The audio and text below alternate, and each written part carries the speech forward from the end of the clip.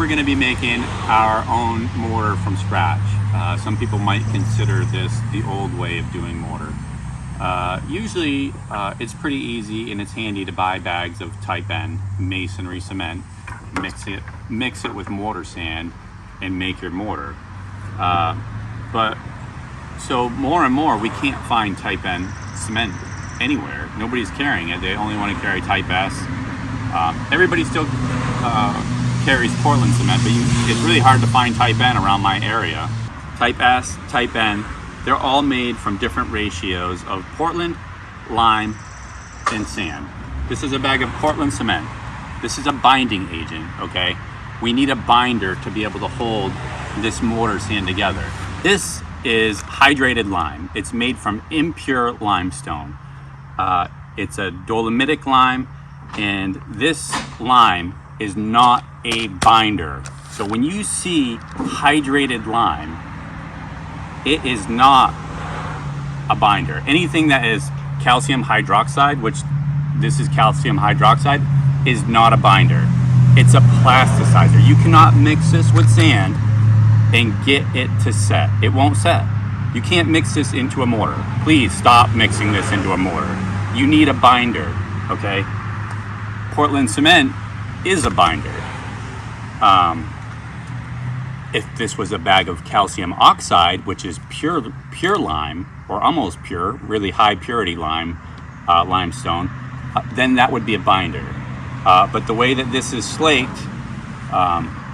it's overhydrated, and it's made from impure limestone and it's overhydrated. So that's why they're calling it hydrated lime.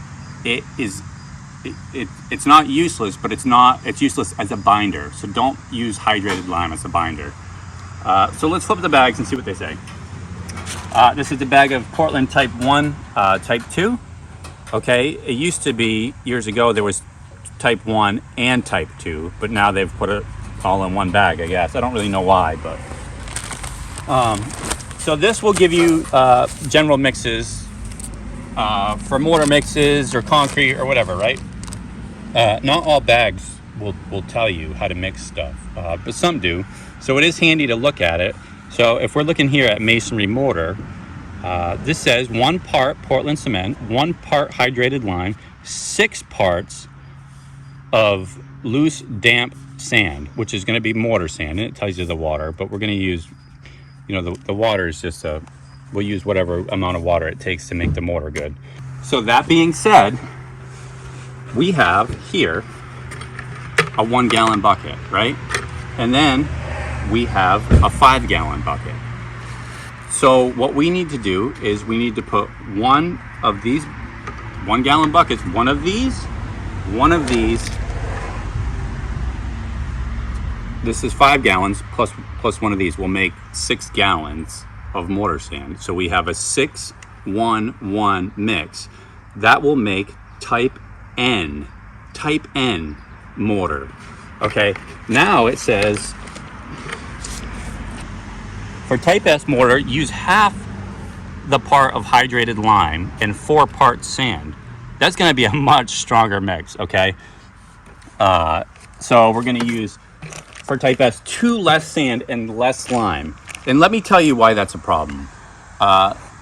Portland cement does not say hydrated. So when you lay brick with it, it's a very dry mix. So let me put it this way. So like anybody that's ever mixed concrete and put it in a bucket, all the water comes to the top of the bucket, right? And you're like, what's all this water at the top of the bucket? It all kind of shakes out of the Portland because the Portland doesn't want to hold water or retain water, which makes it kind of a poor material for laying brick because it won't hold water. And if you have a dry brick that's sucking out the moisture out of this mix, it doesn't help either, right? So what we need to do is add lime to make that into mortar, because the lime wants to retain, okay, and it makes the mix plastic, it makes it workable. If you just had a Portland mix, it would be a sand topping mix. Like if you just mixed mortar sand with Portland, you couldn't use it to lay. I mean, you could lay with it, but it'd be horrible. It'd be like laying a sand topping or a sand mix, which is just, those mixes are just Portland and sand. You wouldn't want to lay with them because they're awful. So you add lime as a plasticizer. Now this will make it fluid, it will make it smooth and easy to work with. And the lime holds moisture, okay? This does not, it pushes moisture away. Why would you ever want to use a Type S mortar on brickwork when we know hydration is such an important part of the masonry curing and the workability of the mix? Imagine a Type S on your mudboard where you're mixing it up all the time just to try to keep a decent consistency to lay brick, when all you had to do was add more lime and more sand and make a Type N that will hold the water for longer, get a better bond, maybe a weaker compressive strength than more Portland and less lime, because that's concrete. You're basically laying with almost concrete. So we're going to make Type N. You should never use Type S on laying brick, especially on a chimney. This whole Type S in your face movement, it just drives me nuts, because we've seen year after year it fails. Type S is too hard. It doesn't, when it hardens up that hard and it doesn't let water drain out, it's no good. We can't lay brick with Type S, and I don't care who tells you that. If they're from Pennsylvania in some kind of special microclimate where Type S is the only thing that works here, this is the old-fashioned way of doing it. Add more Portland to it, right? Portland mortars are only so good. There's not a lot of capillary action, so they don't drain water very good. So what we want to do is make a weaker mix that has a better bond with the lime than the Portland mix, than the high Portland mix. And then hopefully that will have more capillary action. And the other thing that we're going to do is we're going to add some of this concentrate to it. This is a mortar plasticizer. You can't get this in the States. In the United States, you can't find stuff like this, because the only good product that we can get is from Europe somewhere, or Australia. I've bought stuff from Australia and Europe, and they both have big masonry industries where they have all the good tools and all the good product. We don't have that stuff here. So this is a plasticizer. You have to buy this online and have it shipped. But if you add a little bit of this stuff to your mix, it actually makes it just super smooth and buttery. It's like fluffy kind of mix. This is also a plasticizer, and it says you can use less lime if you use this, because they're almost replacing the lime with this supposedly, but I'm not going to. I like to still have the lime in there, and I'm going to use a little bit of this, and it's going to make it nice and fluffy and smooth. So yeah, we're going to get things going, and we're going to mix a batch. We're going to mix in this mortar mixer here. I know some of you might be surprised. This isn't a concrete mixer. Most people you see mixing online are mixing in a concrete mixer. Everybody in Europe mixes in a concrete mixer. I don't know why. They just tumble the mix. But this is a gas-powered mortar mixer, and it basically has these paddles, and you know, it just really beats the mortar and whips it around, so it's going to be thoroughly mixed. I don't for the life of me know why everybody in Europe mixes with a bell mixer or a concrete, what we call a concrete mixer. It would take 45 minutes to mix a batch in one of those, and you could mix a batch in one of these in 5 minutes. Now that the bags are open, let's just take a closer look and see what we're dealing with. So let's do the lime first. Look at the lime. The lime is just like super light and fluffy. The bag, when you pick it up, you notice how light it is, okay? By volume, we have pretty much the same amount here. This bag, geez, how much? I don't even know. This is a 50-pound bag right here. And this Portland weighs, I think it's 94 pounds. Yeah, geez, I still remember that. 94 pounds for the Portland versus 50 on the lime. That's how much denser this stuff is. So let's take a look at this stuff. This stuff is, you know, heavier. It's very gray. So a lot of times when you see a mix that's hardened up, and if it's grayer color, you know that it's a higher Portland content. And if it's a lighter mix, it has more lime in it. Let's take a look at the mortar sand. So the mortar sand here is just, I call it mortar sand, but some other people might call it sharp sand. It's just like a manufactured sand, and there's a little bit of grit come in and get a close-up of this sand so people can see it. It does have, you know, really small stones in there.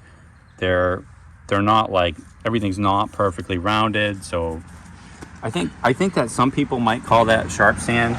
I've always called it mortar sand. Some of the places you buy it from call it mason sand. So that's what we're using. And you can get a finer sand as well, and mix some finer sand in there if you want. It kind of helps make it a little bit smoother. So if you add mostly mortar sand and then add a little bit of a finer sand, sometimes it makes the mix kind of nice. So here we go. We're going to start mixing, and this is a pretty big mixer, and I am going to add everything in dry because I know that this mixer is powerful enough to mix it up dry like that. I'm only going to do a small batch to show you, so we're just going to do this 6-1-1 mix. Inside this mixer is not much, so I'm just going to add it all in dry. Typically on one of these mixers, you do not want to add all your ingredients dry and then turn it on, but this will be okay.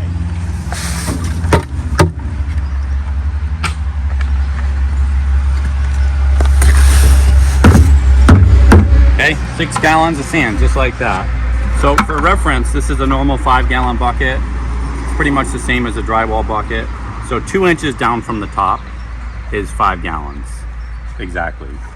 It's not all the way to the top of the bucket. And then we'll add, so you can, I just have this little handy scooper here, and we'll just add it all in with the scooper. And if you want perfect mixes, you should be measuring with something accurate like this.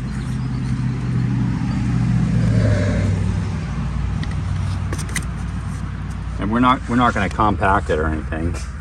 We're just going to make sure we got enough. Okay, it doesn't have to be like exact, but really close. Okay, that's our Portland. This is our lime. But when you go to dig this stuff, it's so much more fluffy than the other stuff. And you can wear a mask if you want to do this stuff, but for me, like the wind's blowing a little bit. Just hold your breath if it comes towards you. I've been doing this for a while and it hasn't affected me yet, so I know some people are ultra careful when it comes to dust.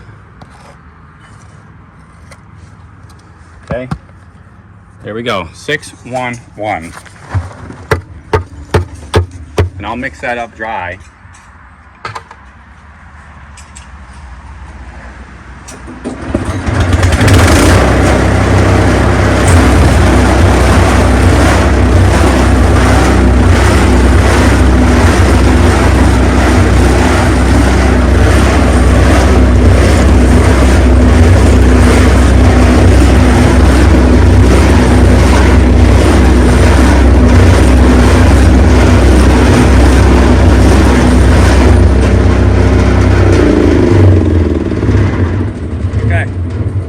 Just like that, we're already pretty well blended.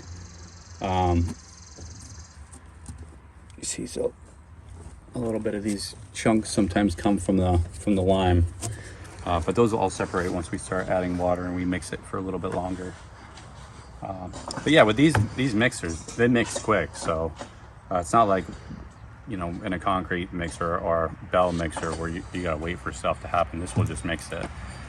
All right, so now what we're gonna do is take a little bit of this, and this doesn't have like the ideal measurements that you're supposed to use, so it's all by feel. I'm gonna add a really small amount by just squeezing it into this tube here. We'll call that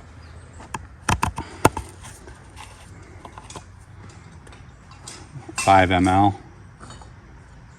And that's just a guess at what we're doing here. So if I just go real smooth, no, don't push the button. If I do this, now we get just a little bit.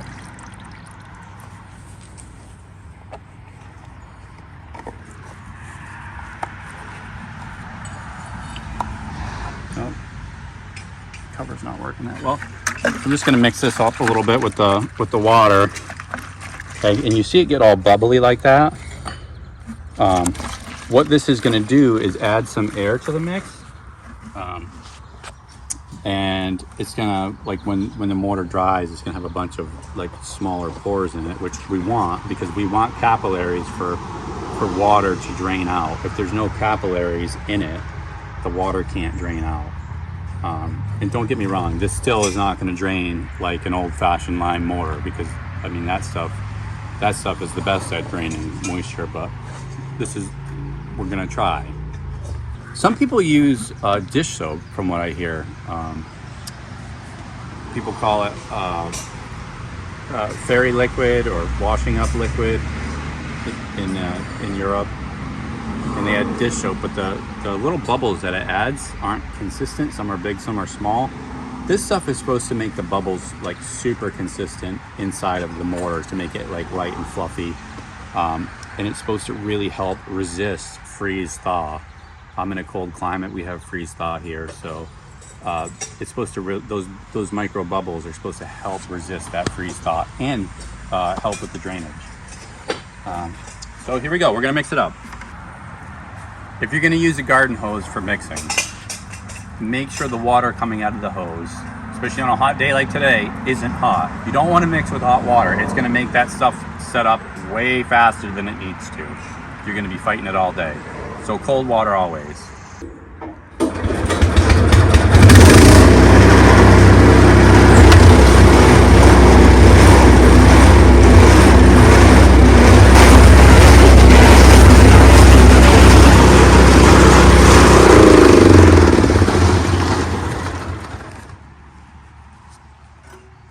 Boy, it's a bit awkward watching this mix because there's such a small amount in there.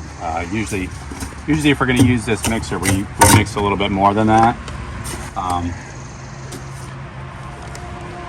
So I can already tell that just by feeling this. I don't know if you noticed, I didn't have to add a lot of water to that, and so that plasticizer, the liquid plasticizer, is also like a water reducer. So you have to use a little bit less water to make it mix. But I can already tell that this mix is like, well, obviously this is too stiff, but this mix really isn't for me yet. So what's on the bag is the 611. You can tell like it's a little bit dark, the color of it, but for me, you know, I always feel my mortar with my bare hand and with my trowel to see if I like it. For me, this mix isn't for me yet. I will add more lime to it to make it to my liking. It feels a little bit gritty. It doesn't have quite enough stick to it. I know it's still a little bit, it's stiff, you know, for bricklaying, but I'm gonna add a little bit more lime to it because I don't like it. Okay, let's have a look. Just like to just clean this stuff off when you get a chance to. When I start it back up, it'll all mix in a little better. Okay. Wow, okay. So now we're starting to be something. I mean, that feels... Okay, you can do something with that. You can actually lay brick with it. It will stick to a brick if you, let's see.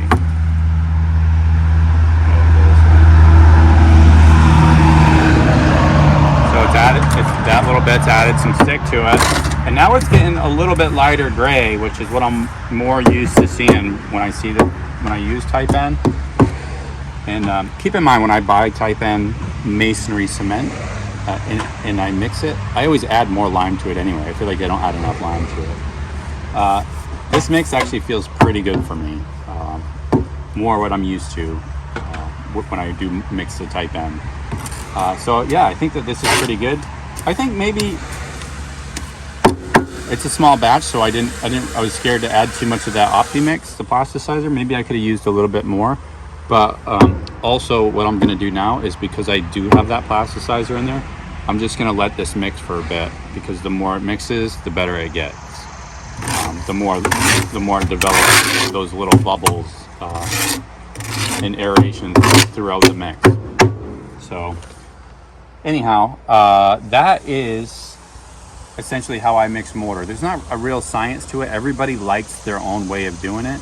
If you want it a little bit more sticky, you can add more lime, less Portland. You can change the sand. You can do whatever you want. If you want to, if this sand, if this sand right here is a little bit too coarse for you, you could get some fine sand and add some of that to the mix. There's no limitations to it.